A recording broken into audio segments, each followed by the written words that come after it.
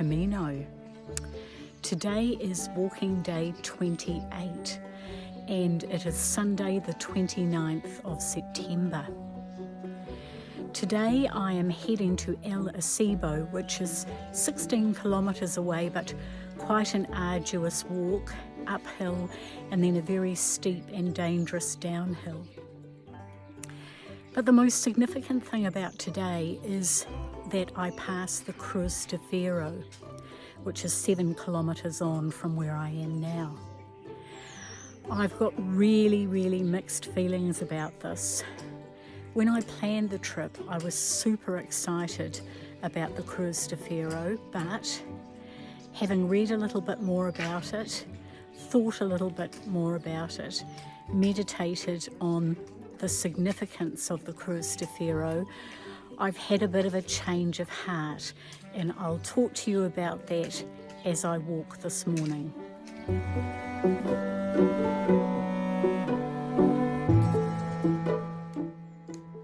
The path began to climb as soon as we left Rabanal del Camino, and it wasn't long before we were rewarded with some spectacular views across the valley.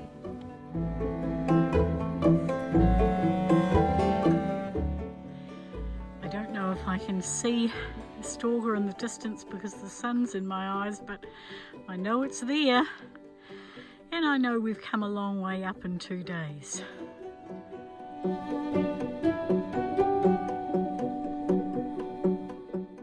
After about 5 kilometres, I arrived in Acebo and found a really lovely spot to have some morning tea.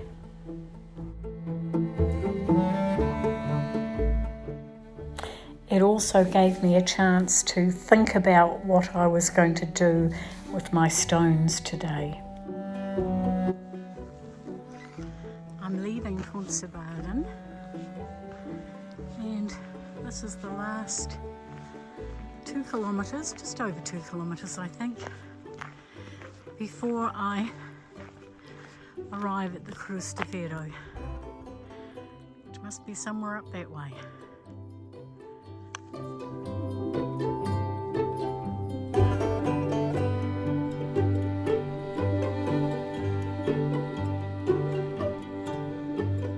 Looking back at where I have come,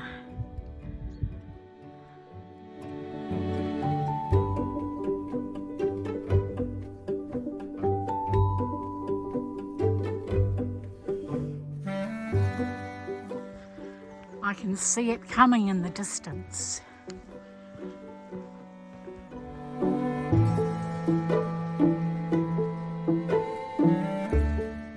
Can you see it peeking over the tree?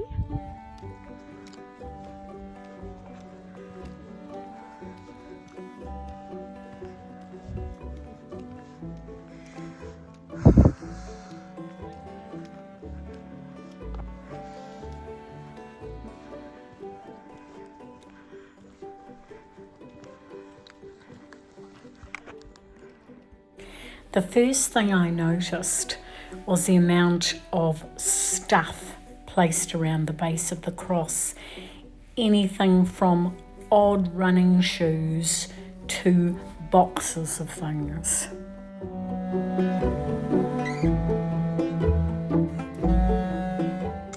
Well, I'm finally here. I'm sitting well away from the cross. There are people queued up around the base, taking orderly turns to go up and deposit their stone or their treasure or whatever they've carried with them. And I've decided not to do it. I have brought with me 5 stones. I gathered them from a beach in Southland, New Zealand, latitude 46.5 degrees south. And I picked a stone for each of my grandchildren and one for me. So there's a stone for my Natalie, who's 9, my Darcy, who is 6, my Georgia, who is 5, and my Dylan, who is 4.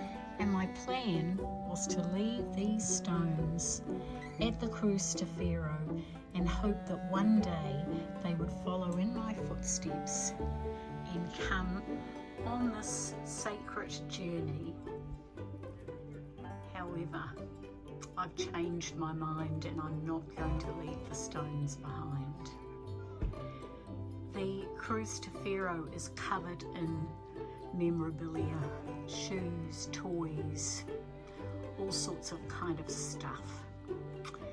And the Spanish authorities bulldoze this stuff, remove this stuff, and it all goes to landfill.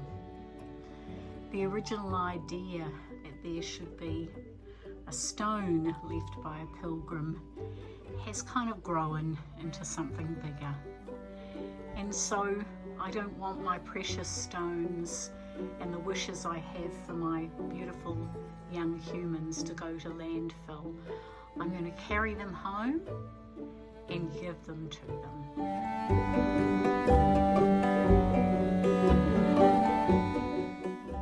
So that's it. I took a couple of selfies in front of the cross.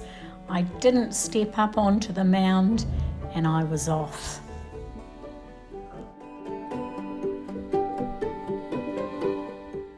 So I didn't need to leave anything here. I didn't need to climb that mound. I didn't need to drop a stone or leave a memento. I left the things that were burdening me behind long ago on this journey in the footsteps.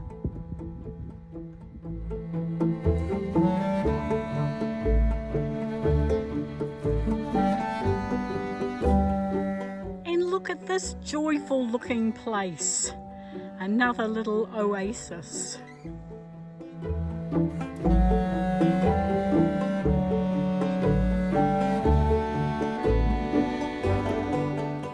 So any excuse for a coffee and a pastry.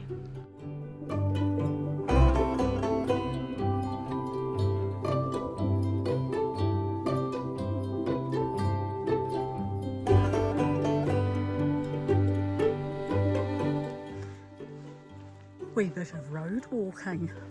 Look at that blind corner. I hope nothing comes around it.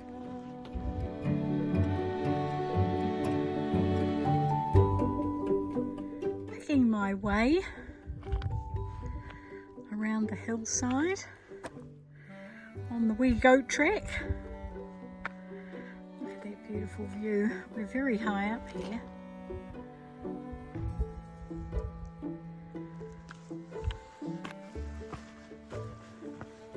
The path was very overgrown in some places.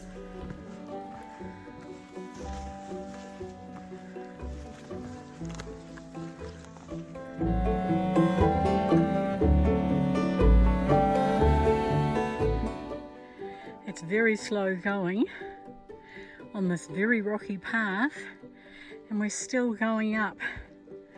Down must be soon. But down was not soon. And then it was. Thank goodness. I'm finally at the top and I can see over the other side. And it's all downhill from here.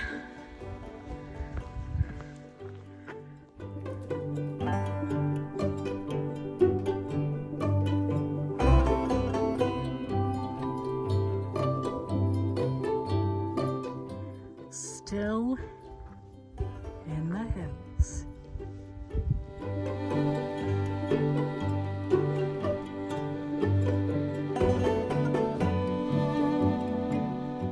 Looking back, these trails, these are so difficult.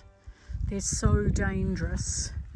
This is where I originally, on this kind of track, rolled my foot, and I'm having to walk with great care and so slowly. I have to say I am so over these dangerous paths. But finally, just after 3, my resting place for the evening, El Acebo, came into view, and it was a very, very welcome sight.